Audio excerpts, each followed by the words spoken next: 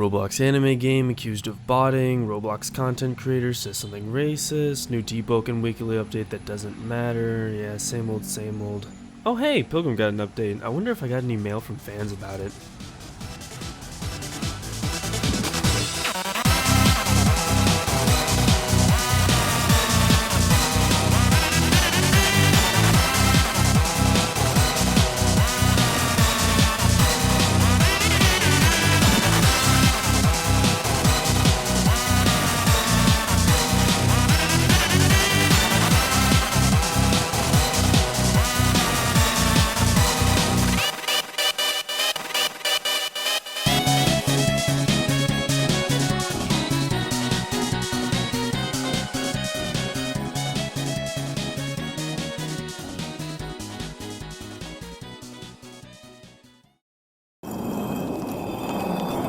Hey everybody, so recently I got a ping in the Pilgrim Discord server and was notified about the Raindrops update. There's totally no other reason I would know about the update. It's been a year, Daddy. I really miss it. For all my first time watchers out there who have no idea what Pilgrimmed is, which is literally none of you, by the way, Pilgrimmed is an open world RPG with mild fear, violence, and light blood. More specifically, Pilgrimmed is my favorite game that kicks you for fly hacking in a boat and includes 100 variations of weapons that all obliterate space-time reality.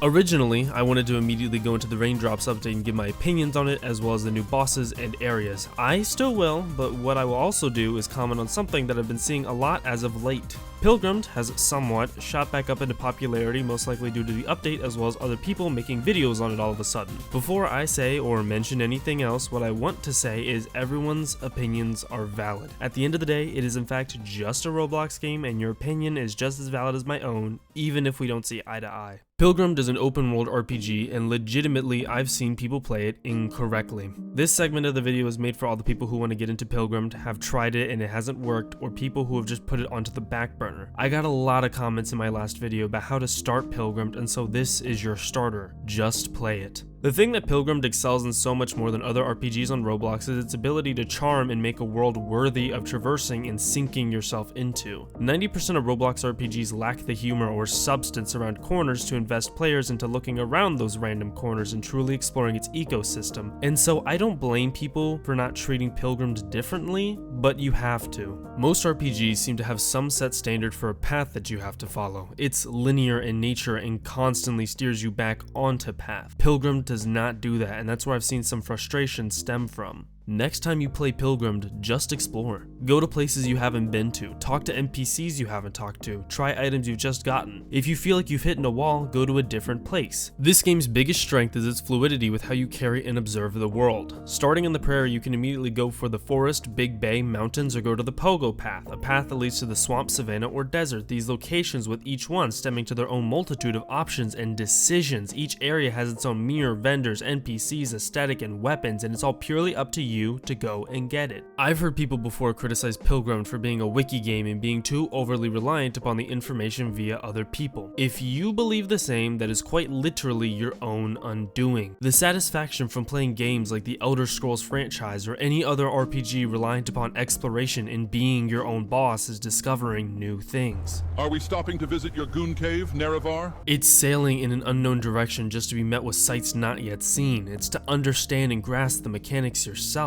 Puzzle games are fun to play because you get to work out your brain and get excited at how your superior knowledge has try and pass the game's hurdles. Do you know how boring and disappointing Portal would be if you simply looked up a YouTube walkthrough for each and every single level and studied it floor for floor? Do you know how boring and disappointing Pilgrimmed would be if you simply looked up a wiki or video for each and every single endgame weapon, location, and accessory? The only part of Pilgrimmed that is even the least bit obtuse are the mushroom locations for discovering and beating the old fart boss fight. But remember, somebody else had to find and discover this before a wiki page could be made on it. Pilgrimmed quite literally has pilgrim in its name. Pilgrim is defined as a person who journeys to a sacred place for religious purposes, or just a straight up wanderer. Find enjoyment in wandering again, and Pilgrimmed will seem less like a pill you have to swallow.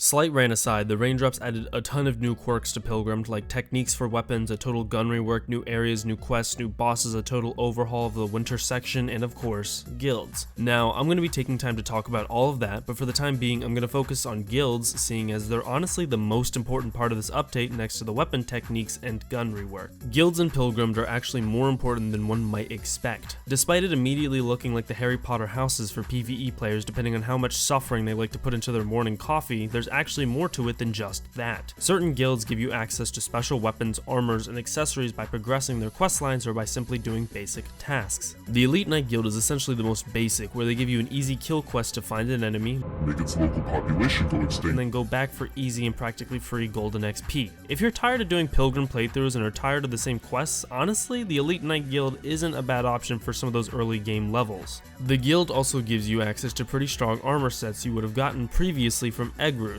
and a horn that alerts everything in the known universe to you, but also gives you, depending on your highest stat. So, Elite Knight, despite being the most basic, definitely has its perks. Egg Roost Observatory is next up when it comes to listing off the guilds. It's easy to join as well with having to complete a simple quest, and afterwards all you really need to do is weapon assessment quests with the random pile of garbage you got from the first 5 minutes of the game. You can also just trade in items, but that's not important. What is important are the benefits, with being able to unlock some of the strongest tank gear and also just a literal straight up gun. Like, it's just an MP5, man! Now there are 2 guilds left, but I'll save them for later. Right now, one thing I forgot to mention was the fact that these new guilds give you access to techniques, with the 2 previous guilds, Elite Knight and Egg Roost, giving the majority of the new techniques that you'll stumble upon. Techniques are special abilities, similar to the special abilities on certain accessories. In fact, a large portion of the accessories that gave weapons special crits or other abilities were adapted into techniques. However, techniques require using a weapon type that aligns with the said technique. For example, Magic Chalk is a magic technique that can only be used whilst wielding a staff or mana blade. Now, because I know you guys absolutely loved it when I tier listed the bosses in my last Pilgrim video, and totally didn't tear me apart because of it, I'm going to tier list all the techniques very briefly. This list is mostly based upon my own personal tastes and what I think is good, and what really is not. Elite Guard, as far as I'm aware, is the only technique in the game that's marketed towards tank builds. It is so good that virtually every other tank technique, if they existed, would be obsolete. Being able to just freely put up a shield that completely spits in the faces of some bosses is absolutely insane, especially when you look at the uptime for such a move. Duelist Dagger is simply this high purely off of personal taste. Movement has always been a significant part of Pilgrimmed for me, and having a technique that is a counter that follows up into a strong dash that hits decently hard is really good. Additionally, you can angle the follow-up piercing attack so that you can take an arrow from something else at a distance and then use that as a counter for something at close range. The only downside is that it's only available towards rapiers, and the pool of available rapiers that can actually use this technique is comedically small. Arrow Rain being the only light bow technique in the game, currently, it does its job fairly well. I dock some points purely off of the fact that rather than being a straight up AoE, you're at the mercy of whether or not your arrows actually fall where they need to land and actually hit the boss. Despite this, it allows bows to be really strong at chipping away at tankier enemies, something they were already pretty good at, and the arrow rain actually changes depending on your arrow type, which in turn leads to more versatility. Ivory Anklet is one of those techniques that you read and go, what is this garbage, until you actually use it and realize that it's not that bad. It's essentially a glorified dodge that launches you at a further distance.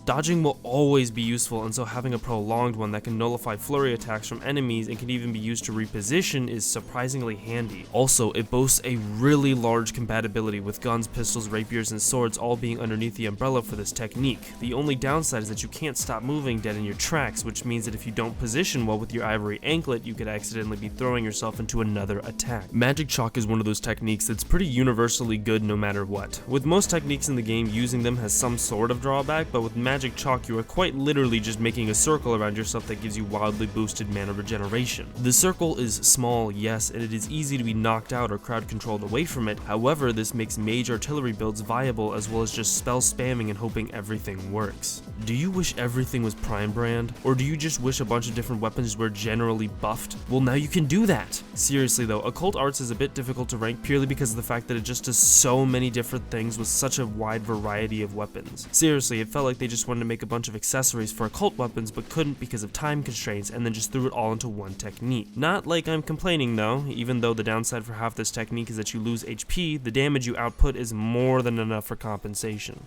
As your Firecrackers does good damage, works in a pretty large AoE, and has an overall shorter technique cooldown relative to some of its siblings. It also applies to an insane amount of weapons that Pilgrimmed has to offer. The only thing really to note here is that in order to actually get it to work, you need to follow up your technique with a light attack or a roll. If you can't, you're basically just throwing salt in your enemies' faces for disrespect.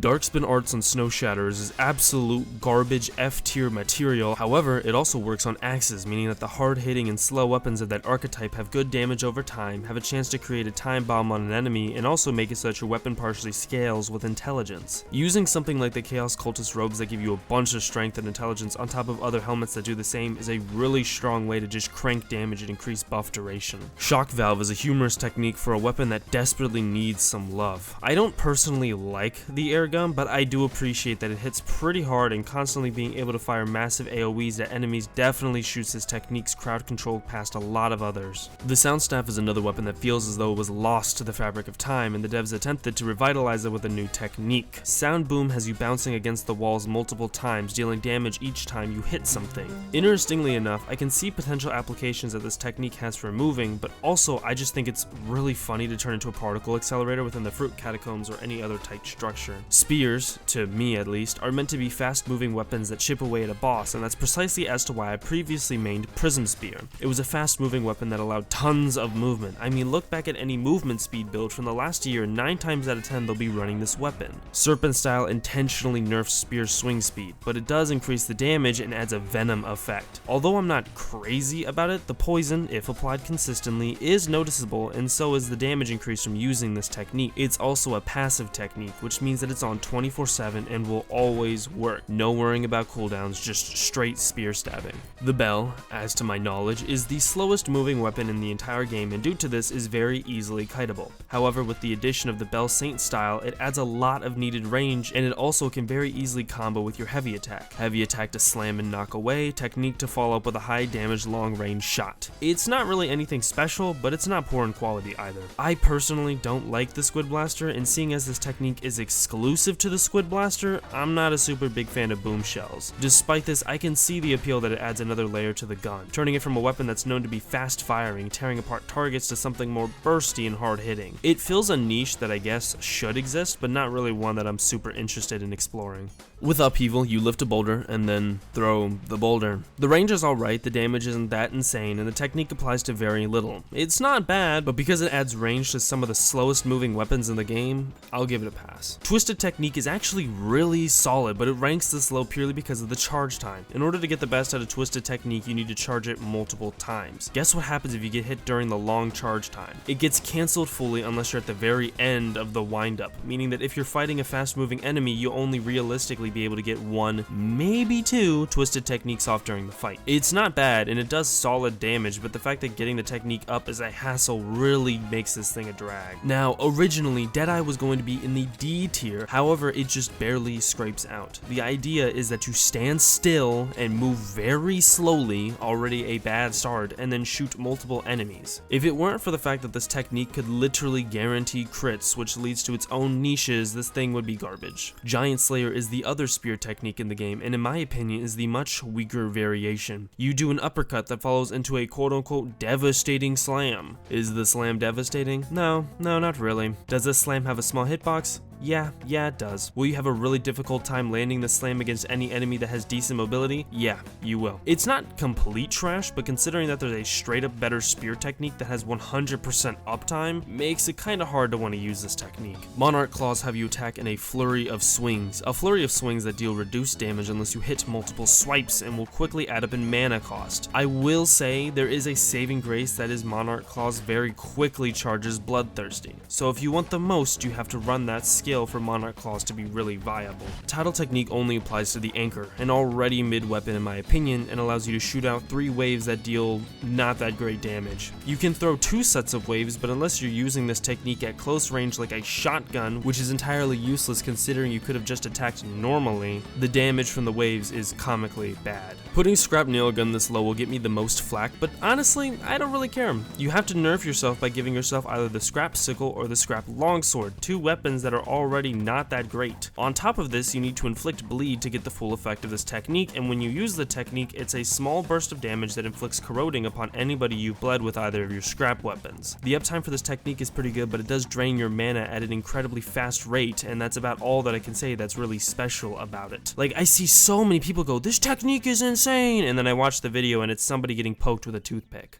Two of the previous techniques mentioned in that long list are actually only obtainable from doing a new questline and progressing deep within the Winter. The Winter, for those unaware, was previously a post-endgame location after beating Ulfar, and more so as an area with two of the most difficult bosses in the game. This, for the most part, is still true. The Winter now, though, has been overhauled with telekinetic isopods that'll run you for the 20 gold in your back pocket and enemies that'll 100 to 0 you just about as fast as the Snow Cultist. Overall, though, major improvement from what this location was in the past. The Winter, though, isn't the only new area that this game has to offer. The Cobalt Caverns was also added, which features landmines all over the place and crabs that will fold you like an omelet. I will say this is arguably one of the most cramped and simultaneously vertical levels in the entire game, with the caverns being divided into tiny rooms with waterfalls going up and down that you need to navigate across. This, in tandem with the jellyfish harassing you and everything else, can lead to some really cramped gameplay. Not bad, but just something to note. There's also a dojo, but we'll get to that.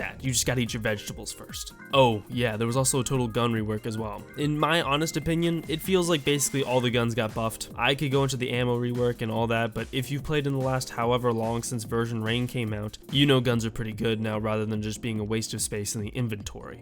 Man, I can't help but feel like I'm forgetting something. Oh, yeah, the two guilds of pain and suffering. Previously, in Pilgrimmed, Chaos Cultists was a group, barely fleshed out and was only really used as a doorstep to reach a secret boss named N. Now, Chaos Cultists are fully fleshed out, and they arguably have some of the most content out of any of the guilds in the game. Chaos Cultists have 3 bosses basically exclusive to their guild, rifts that lead to a host of new enemies that make my ergonomic desk turn into a folding table with how hard I punch it, and also a straight up thermonuclear bomb machine.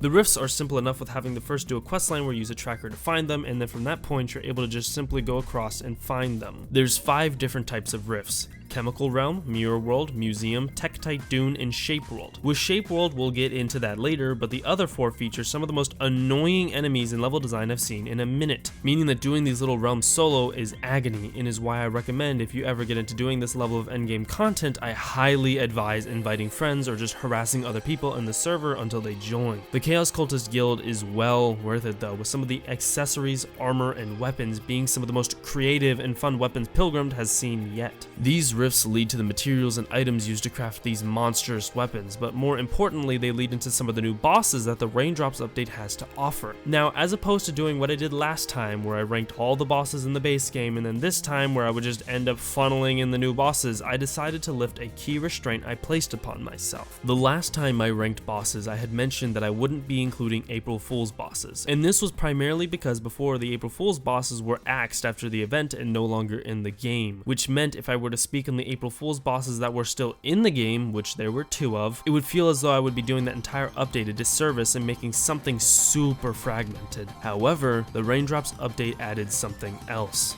Yep, all 48. Strap in.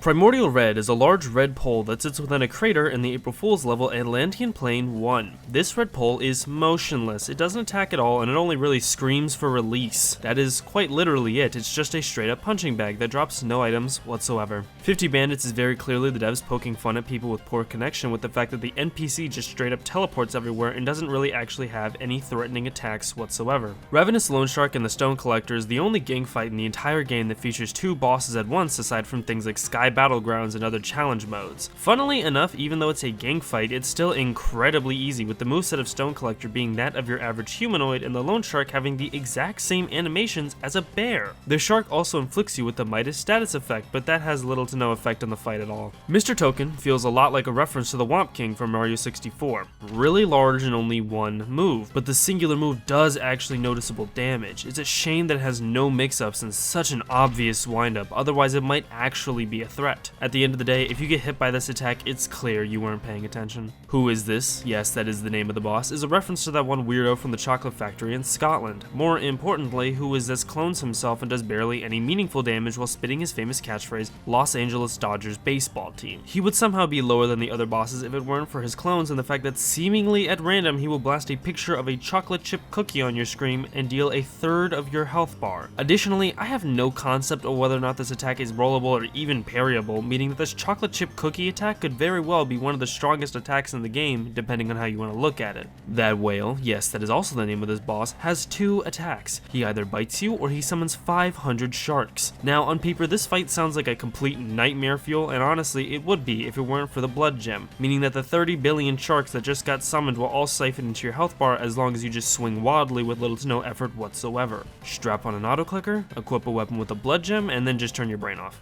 Giant Pigface is a skeleton warrior with the giant trait. He has no special animations, no feints, and no surprising second phase. The only really interesting factoid to include here is that he's one of 2 enemies to stay after the April Fool's event initially ended. Other than that, he follows the trend thus far of having no item drops and being comedically easy. Viperhead's position exists this low because I've done this boss both early game and late game with Mondo Ring at the Big Iron and have come to the conclusion that no matter when you fight this boss, it is easy. Its pattern is recognizable enough that you can predict its charge. It always does 2 swings with its mouth, and the damage it inflicts isn't notable enough for it to be threatening in any scenario where you're being swarmed in any activity. Viperhead does drop a solid early game staff and the Serpent Vector and the Viper Fang accessory, which has, all things included, pretty nice piercing. I have never once died to Mr. Normal. Not a single time. You don't fight him early enough in the game for him to be a threat, and by the time you scrounge up the resources to summon him, he is incredibly weak. Either that, or apparently he has a 0.02% chance of suddenly being summoned next to an unsuspecting player to jump scare them with a bomb strapped to his chest. The only real reason to summon this boss is to get the normal claw weapon to progress the Chaos Cultist questline and then dump that weapon into the depths of your inventory because of how it is. Pro Thief is just a Mondo Thief. Anyways, how early do you have to fight this boss for it to pose any challenge whatsoever? The main threat this boss has is its rampant teleportation and the fact that it can very easily parry you. Outside of that, it attempts to kill you with death by 1,000 cuts, seeing as it realistically does no damage and its health bar gets popped instantly. Pro Thief drops his Pro Dagger, which is a weapon I would imagine would be insane if Pilgrimmed ever had a proper PvP scene, and the Pros Ring. Thief King sits at the top of D, not because he's much of a challenge in his current state, but his Mondo and Amplified versions do pose somewhat of a threat during Sky Battlegrounds content or doing the Big Iron with Mondo Ring. Overall, he's the white bread of bosses, not really having anything special or interesting about him aside from the items he drops. The Thief Pendant has the opportunity to summon mini thieves upon taking damage, and the Vuvuzela also summons these little critters, the latter of which has an interesting application I will explain later. The Thief Cloak also allows you to charge people and is nice in the early game, but as soon as you hit the mid game, it's either thrown on for the drip or just collecting dust in the inventory.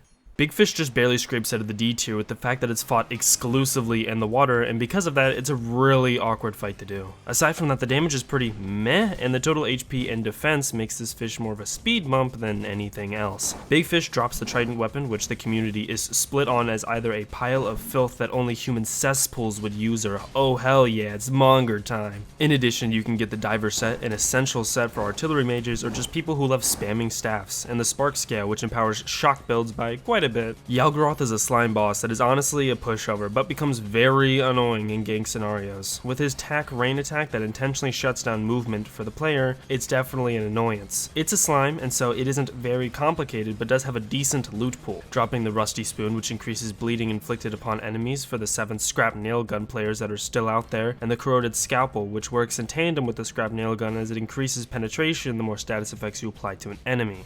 Neptune and his ball are one of the few April Fool's bosses to actually just barely scrape out of the April Fool's trash boss pit and become an actually mediocre opponent. Although his health bar isn't the biggest, his attacks do actually do surprising damage for those that are unassuming and are unprepared to face the wrath of 18 lightning strikes administered directly to the brainstem. He is also the award winner of the loudest boss in Pilgrimmed. The Pop-Off Pirate is another really good example of a semi-difficult boss in the early game that gets steamrolled late game. He's a pretty pitiful challenge unless he's Mondo and or if he has a ton of backup like in the Sky Battlegrounds with additional modifiers. The loot he drops is all pretty trash unless you merge his armor set with the flintlock to get a volley of 3 shots from the gun, but even then it's still so unnoteworthy that you really shouldn't even bother. Psycho Crab is sadly a boss that I actually hoped would be really difficult. Being in the new wave of bosses, he falls off to the side mainly because his moveset is pretty lackluster and has few attacks that deviate from his other crab siblings found earlier in the cave. He does have a psychic shield that makes him surprisingly tanky, but as soon as you strip that shield down he becomes a total pushover with a pretty small health bar. He does drop Brain Coral Visage, which is a decent choice for intelligence weapons, so if you want to go out of your way or you desperately need something like that,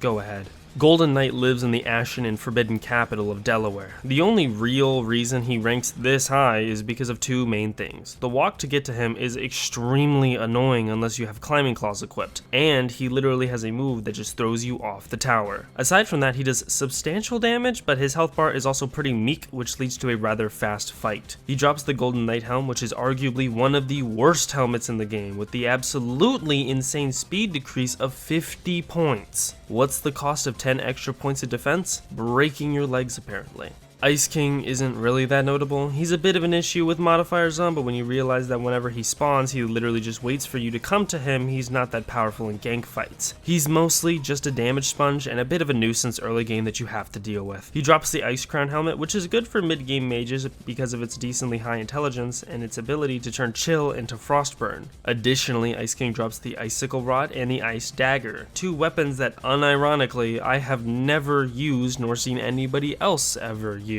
Mondo Squid is overall pretty meh as a challenge, seeing as its dashes are just free parries waiting to happen and it has a tiny health bar even for the early game. However, its second phase cannonballs do still hit pretty hard into the late game. The Dash Bracelet and the Kiramisu robes it drops are both a staggering mid, with both items just improving your movement by a little amount. This boss does drop the Squid minigun though, so if you're a fan of gunplay and like to mow down hordes of enemies, there you go.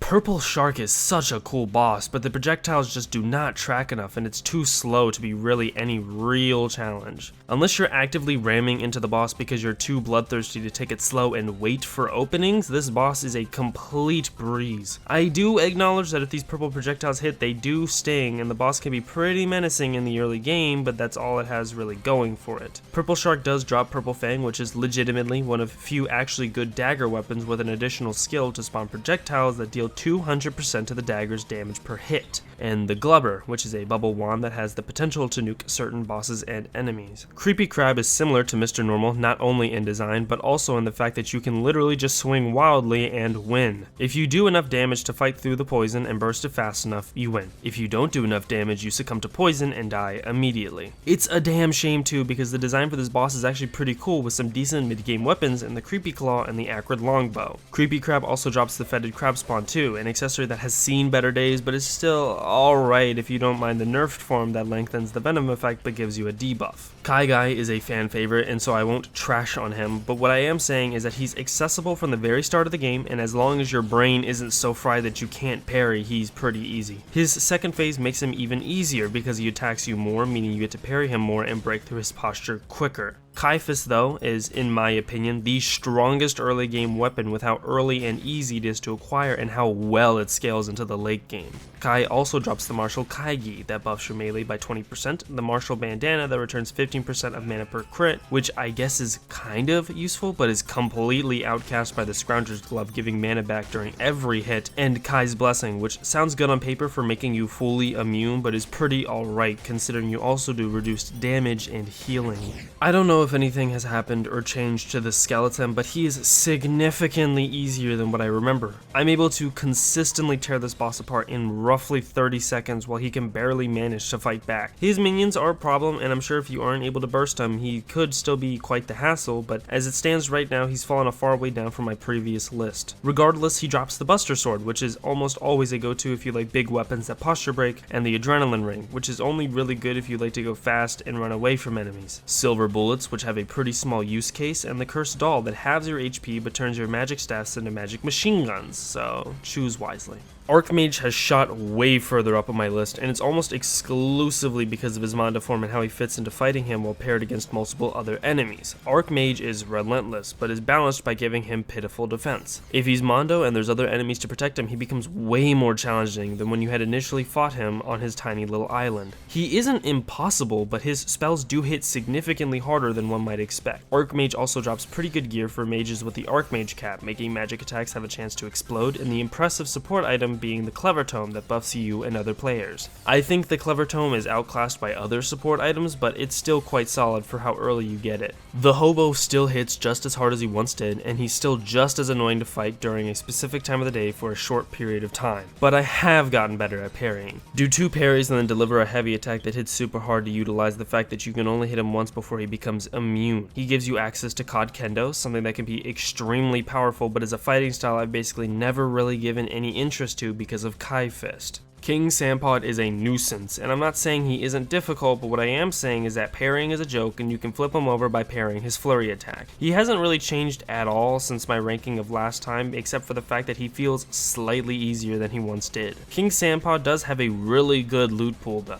Nagakiba is a sword that stands as one of the most versatile in the game with the accessories it has inflicting both types of flames and frost damage. The Tanto is a decent choice for dagger, the Scrounger gloves are a must-have if you're burning through mana on certain melee builds, the Royal Antenna slots really well into bleed builds to increase bleed with higher levels, and the Sandpod crown buffs medium and heavy weapons with spinning attacks that give dodge frames. Captain Welk is what sits at the top of C tier. He's a truly unique boss in the fact that he throws a literal quiz at you in the middle of fighting. Welk as a boss isn't too menacing, but the fact that you have to multitask easy questions whilst dealing with his bullets in his last phase is enough multitasking to put him above a lot of the other enemies where I can turn my brain off and not really have to focus on very much. He gives the Jester Cap, which is a purely cosmetic item for beating the final boss of the April Fool's update of 2024. The magma turtle inside of the volcano isn't bad at all, and I would have easily put him into the C tier for being a pretty forgettable boss. However, fighting the Mondo version, or any version where he's tankier and can actually get off his meteor rain attack, is genuinely annoying. He still has an attack where his head bash makes him vulnerable for you to wail on him with your weapons, but outside of that, he's actually a pretty scary enemy when paired with a bunch of other monsters. Magma Turtle drops the Flameheart Amulet, an accessory that buffs you by setting yourself on fire, and the Phoenix Staff, which is another good staff for early game mages who are just trying to get their builds up and running. The Shinobi King is one of 3 April Fool's bosses that just barely managed to escape the boss hell and climb into a rank that wasn't dead last or forgettable. With a small health bar, Shinobi King wouldn't be notable, but the fact that you can only ever damage this boss on his own terms whenever he does his scream attack and his flintlock that hits a lot more like a cannonball to the chest, Shinobi King can be a bit of a challenge. Shock Marauder is found in the Susslands and is one of the more awkward bosses to parry, constantly teleporting around the arena while using defibrillators he strapped to the barrel of a gun and called it a day.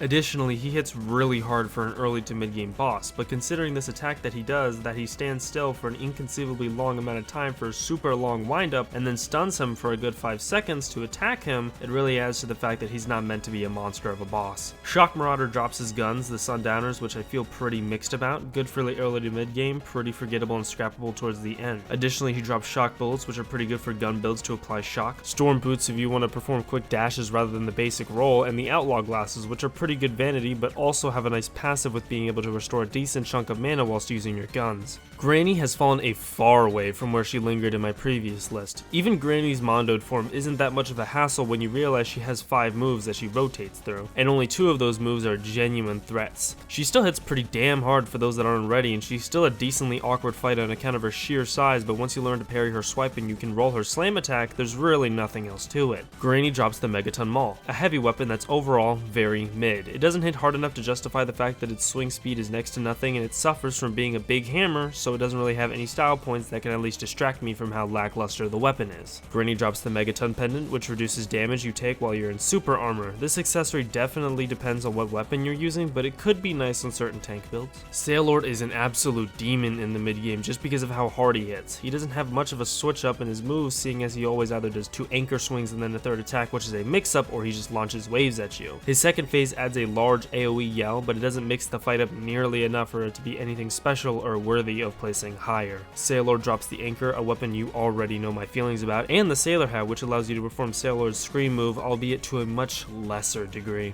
Abdominal Snowman is a menace for 2 reasons. He only spawns during the night and has arguably some of the wonkiest animations when it comes to bosses. This can make it really difficult to know what move he's going to do, or trying to figure out when to parry his ranged Icicle move, seeing as parrying too early actually parries the attack, and parrying when the Icicle lands is considered too late. Sloppy animations aside, Abdominal Snowman does actually have some pretty insane drops. The Blizzard Great Bow previously had a reputation of one-shotting people, with it already being a high damage Great Bow that when using ice arrows instead fires a literal spear at people. The Blizzard Great Axe is the lesser of its siblings, but when paired with the Dark Spin Arts technique, it does a surprising amount of burst, more so than most would expect from the axe archetype. The Patras is a boss that is so focused on dashes on mobility that a good chunk of the fight will consist of it just simply launching over your head. When it isn't a methed up gymnast and actually sits still, the Patras is a late game parry check that dictates whether or not you can beat him. Beating the Patras gives you one of the most mid-boss weapons ever, being the Maimed Cudgel. It's a maul that does less damage than other mauls, but its crit is alright,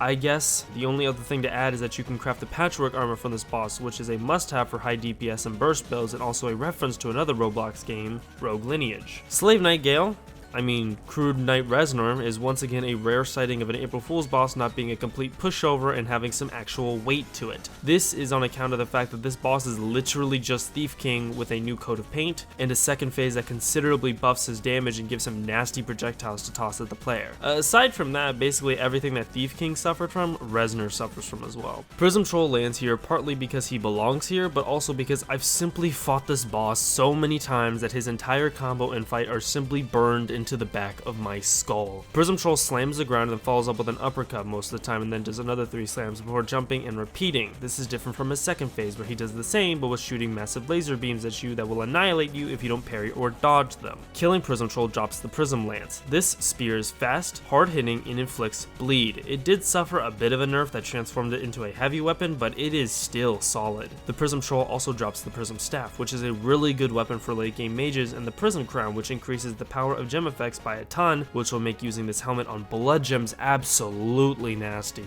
Highway Sun is what separates the boys from men. What I mean by this is that he's essentially what calls out a lot of the player base from getting the glider and beating the pseudo final boss of Pilgrammed. He's an annoying ranged boss that self-heals himself, has incredibly awkward ranged hitboxes just like an earlier boss I talked about, Shock Marauder, and flings himself all around the boss arena for you to run back and forth to get a chance at stabbing him. I cannot see a world where I beat Highway Sun without the use of the rally skill. Highway Sun drops the Sun Medallion, which is alright for giving you damage reduction while on low HP, but it kind of feels as though you're betting on your downfall. He also gives you the Highway Cloak if you beat him with a challenge medal on, and for a challenge medal reward, it's not that great. You throw a mixed stat spear at someone. That's all it is. Grave Tree Lad fell down into the B tier because I realized that if you fight this boss while solo and while using a blood gem, you can almost out-heal really any damage he applies to you. He still has self-healing, which punishes slow and passive players, and he still definitely does hurt, but as long as you can apply at least some sort of meaningful pressure, you shouldn't really be struggling too much on this boss. This tree drops the Grave Tree weapon, which is a decent maul that applies venom on its crit to give it some more depth, something that most maul weapons don't have. Snow Cultist has received a fresh coat of paint to its surroundings since the Raindrops update, receiving a large cathedral with some really good ambiance outside that leads to the fight. However, Snow Cultist is still mostly the same fight. He dashes around the arena, has a delayed move that almost insta-kills you, but will if you're less than full HP, and is just generally an extremely hard-hitting boss. Snow Cultist does roughly follow the same formula similar to Sailor, where he just keeps using the same moves over and over, but that doesn't mean that dealing with them is automatically easier. Snow Cultist drops the Snow Flurry staff, which has seen better days, but is still strong for late game mages that are looking to shred bosses rather than play support. This boss also drops Snow Shatters, which some people swear up and down are amazing, and I just personally think that they're beyond mid and overrated, but I'm assuming that this is one that will be up to personal decision. What once was the second hardest boss of Pilgrim now falls near the bottom of the A tier. N is a god of chaos that can be block broken in insanely fast with the right build, leading to him just becoming a mayo-colored punching bag. He's still a danger for those that can't sufficiently block break him with attacks, and teleportation moves still being just as annoying as ever to deal with. N drops the Wicked Limb item, which is my go-to for mage builds just purely off of how ridiculous a large limb is that hits for an outrageous amount of damage is. N also drops the Blood Twin, which is a medium weapon that was previously the go-to for melee builds that wanted to shred bosses next to the Snow Shatters. Old Fart is the pseudo-final boss of Pilgrimmed, with having to kill this boss in order to activate and interact with a lot of the extra endgame content. He is also now the proper owner of the most obtuse boss to discover, next to Psycho Crab with his multiple invisible walls and N with his long questline. But with Old Fart you have to travel across the entire map to find mushrooms to open up the boss door. The fight with Old Fart consists of the Mushroom Man launching psychic attacks while spitting a Tumblr shitpost at you. His fight isn't awful to do unless you get caught in one attack, which he quickly follows up with rainbow lasers to shred your character. Old Fart drops the Shroomerang that's been slowly getting sleeper buffs in hopes to actually propel it into the meta alongside its brother, the Spore Shot. Spore Shot cleans rooms and is my choice for the best weapon to deal with a bunch of trash with its skill that rains down a large rainbow blast. Spore Shot has received some nerfs, but don't believe people, this weapon is still pretty cracked. Lost Guys is the most annoying fight purely off of attempting to find this boss on RNG alone. I could just be naturally unlucky. I swear I could do at least 10 rifts before finding these guys once. This challenge is nullified by using the faux wax, but in order to craft the wax you need 20 yellow jelly, so have fun digging down in the Cobalt Cavern for 15 to 20 minutes, just to have only 3 good chances of fighting the boss. With Lost Guys as a boss, you need to focus more on rolling. Max out Rally so you get HP when parrying, invest in Deception so that rolling gives the same benefits as a parry, and then max out Athlete so you can roll more. This setup doesn't trivialize the fight by any means, but does make it much easier for people to get extra sustained during the parts of the fight where Lost Guys just wants to launch attacks like a madman. This boss drops the Lost Wax, which can be used to craft the Lost Masks, a mage weapon that's mid. It's purely up to taste once again here, but people who swear by this weapon I've never seen put in the insane DPS that other mage builds put in. You can also craft the Oval Lost Mask, which is alright for flame builds, and the Triangle Lost Mask, which is nearly essential for high damage builds that rely upon shock. And here lies the previous strongest boss of Pilgrimmed in my eyes, Kata. Kata was an absolute demon originally that had the most ridiculous combo mix-ups and damage to boot with a fat late game health bar. And now, I don't know if it's the overloaded player builds that inflict 80,000 things at once or there was a sleeper nerf, but Kata simply doesn't live up to that title anymore. This boss will still be a nightmare if you attempt to throw more than one person at it, and Kata will still absolutely be a challenge for those unaccustomed with the beast, but he is certainly not what he used to be. Kata drops the Rot, which has gotten some changes to his moveset over the course of its existence, but still remains a damn good choice for a greatsword with builds that just want something with venom on it. He also drops the Noxious Mortar, which I feel as though will always be a bit of a challenge for the devs to balance, considering you strap sticky grenades to an enemy and blow them up all at once. They've nerfed and buffed and even given it some rocket jumping capabilities, but it's still mostly in a good place. Here at the top of A, I place Jim. Jim has my new favorite character design, being an incredibly goofy and blocky character but holding one of the most edgy and cool weapons and hats. He is also an absolute misery to find. He is the secret boss of secret bosses. If you thought finding Lost Guys was torture, you haven't seen Jim yet. In order to find this boss, you first need to get the right rift to spawn. He cannot spawn in the mirror world or in the museums. Next, he only has a 25% chance of spawning if you defeat the rift, or if you beat Lost Guys, he has a 50% chance of spawning. Jim is the only boss in this game that I recommend getting a party together with and fighting him as a raid boss. If you don't have friends, just hunt down people in public servers and ask them to fight Jim because he's a blast as a raid boss. Jim spawns an equivalent amount of demons for each player that's in the rift as he teleports around and just makes massive swipes at you with his titanic spear. Jim drops the Lightless Cavalier, which is a must-have for any build that inflicts cursed fire like Jim's weapon or the Coffin Lock weapon. Jim's weapon being the Nos Daiwal, I probably pronounced that wrong, which translates to Dark Knight in Welsh. This weapon is incredibly slow, but does deal solid damage. Is it a little overhyped because it's a rare weapon? Yeah. Is it still one of the coolest weapons in the game? Yes, obviously. Literally the only boss who was an S tier last time and is still an S tier this time, False Believer. An absolute nightmare to fight if you're a sustained build because of how much he likes to do complicated flip moves that lead into hyper aggressive combos where he then launches back before you can retaliate. He has good range, good HP, the previously mentioned high damage combos, and his arena obscures him enough that it makes it annoying to keep good track of him. I could probably go on and on about how annoying and difficult he is, especially since he has more projectiles now with the winter overhaul, but I will spare spare you all. He drops the Rusty Bell, which is one of few weapons that has an active cult surrounding it with how much certain players love this weapon. It doesn't help that the bell has an earlier mentioned technique, and the boss also drops the Ragged Armor set and the Bell Saint's Mask, which improve the bell even more, so either you devote yourself to the bell or you fall short of its glory. Here's the most controversial boss placement on this list, being second from the top, Unfair Fight. Unfair Fight is a boss that was previously hounded to me when I skipped over the April Fool's bosses, despite the fact that I clearly said I wouldn't be talking about any April Fool's bosses in my previous video, regardless of whether or not they were still technically in the game.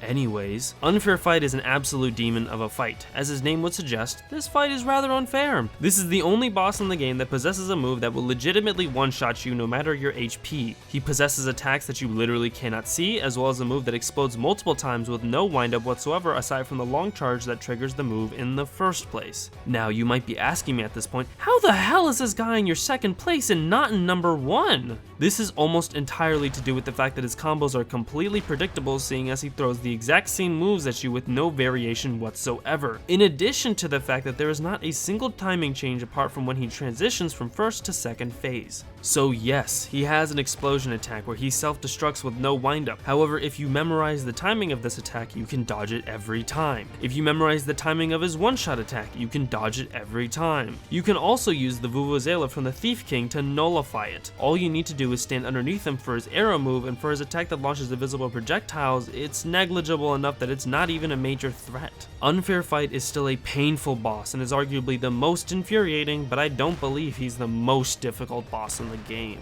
Putting Kai Lazari as the number 1 spot might be a surprise to some, but to the majority it won't be.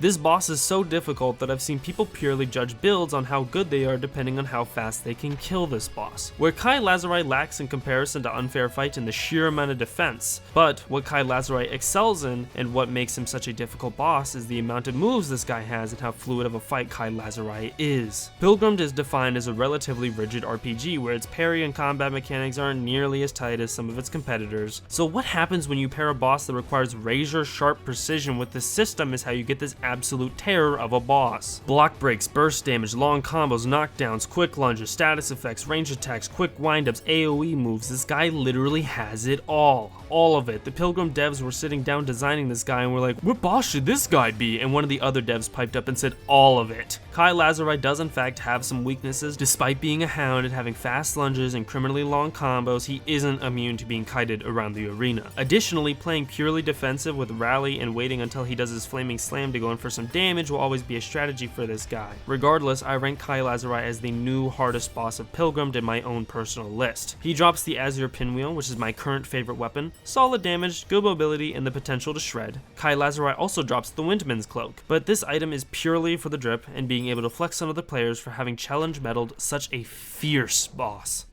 Now that we've gotten all the bosses out of the way, we can talk about the final guild, the Kai Legion Guild. This Legion, depending on how you want to look at it, is the hardest guild to join considering you need to beat Kai Lazari in order to join. It's housed entirely within the legacy of the Legion, a dreamlike space that was freed from Old Fart after defeating said boss. This guild has been teased for quite some time, seeing that Kai Guy was dropping a bit of flavor text about it when talking to him, and now that you're here, the gear they offer is actually pretty damn good. Access to Azure Firecrackers, which is an amazing technique, the Kai Warrior outfit, which isn't bad but buffs the hell out of your blue flames, and some of the best weapons in the game overall. And that just about does it. All the techniques, all the bosses, all the new major areas, and the majority of the new stuff out of the way. And all it took was every last bit of mental sanity I had in however long this video is when I'm done editing it. Seriously though, if you watched to the end and you're still keeping up to date with my horrible uploading schedule, I really do appreciate it.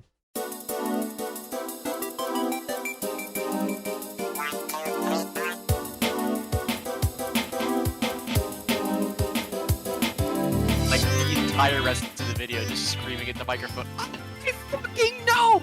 Believe it or not, I have eyes! Yeah, no, literally. That's why I wanted to make a point at the very beginning that I've gotten messages in mail. Not mail, but... Dog, imagine someone mailed you a letter. If I actually got mailed a letter, I would probably delete my YouTube channel because at that point they know my fucking address, bro. They're willing to dox me if I don't upload the video. Yeah, exactly. If you don't upload the video, you're getting doxxed, bro. You better keep uploading. Nah, I'm fucking deleting my channel and dropping off the face of the internet. I'm not fucking doing this. You aren't able to anymore. They have your address. I'm not giving it. I'm not dealing with terrorists. Jesse, you can't because of the implication. Because of the implication. I would never delete my YouTube channel because of the implication. I did. No, I did. Alright, hear me out, alright? I'm gonna have a son, alright? Holy fucking shit! Who is opening those chips? Get a pair of fucking scissors. I forgot Actually, it's sick. I forgot my mic can hear that now. It's so crisp, too. In, like, the worst way. So You good. have fucking, your hands covered in Vaseline? Is that why you can't open a bag of chips? I was folding the top of the bag because I was done with it. Oh, okay. I thought you were like desperately trying to open it. That's why I was like, what the fuck are you doing? I fuck with the money spectrum. Oh yeah, hold on. He's got ice on his wrist. Dude, I was setting up my recording software. I completely did. I was unaware. You fail. True strong.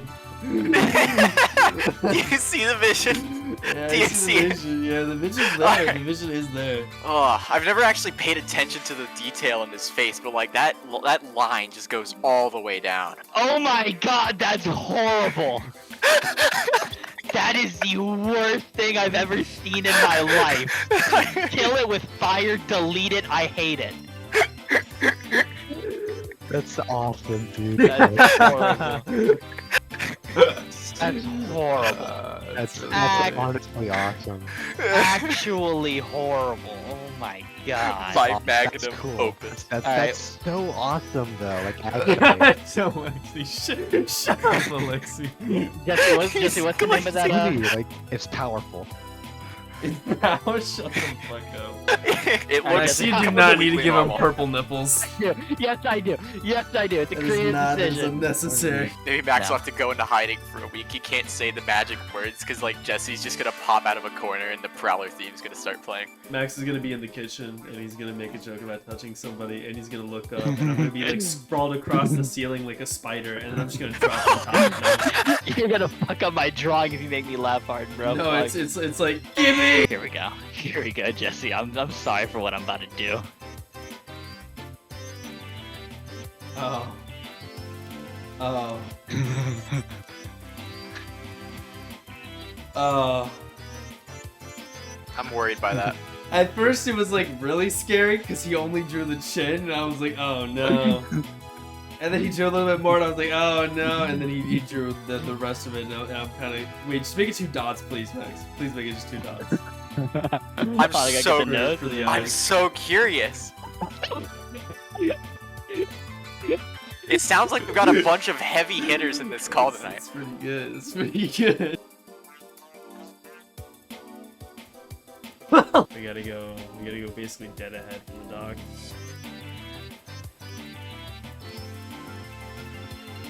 I see you took that very literally, Drew. Which is the slowest? Horse. This sucks. Oh, okay, we're back to damage. Okay. We're playing a trivia show. He has shoot, gun, and quiz. That's almost 2 moves. They won't stop shooting. Horrific. They won't stop shooting. They won't stop shooting. Drew, there's no way you're done. Drew! God. They won't stop shooting. Were you being like stun locked in place? Yeah, they were desynced, and so one would stop firing and the other would start. Carry the bullets, man. Come on. I'm trying. Drew got fucking Swiss cheese on his way to Family Feud night.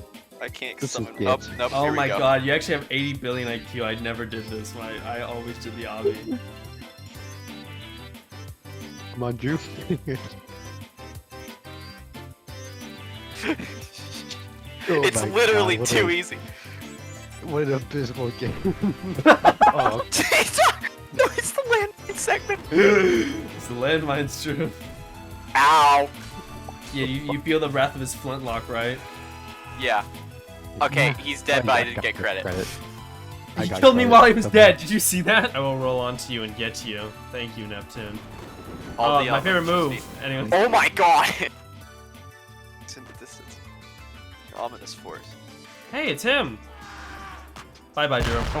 No! Yes.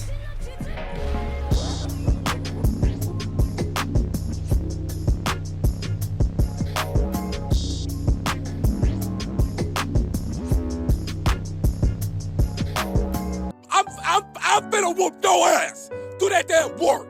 God damn.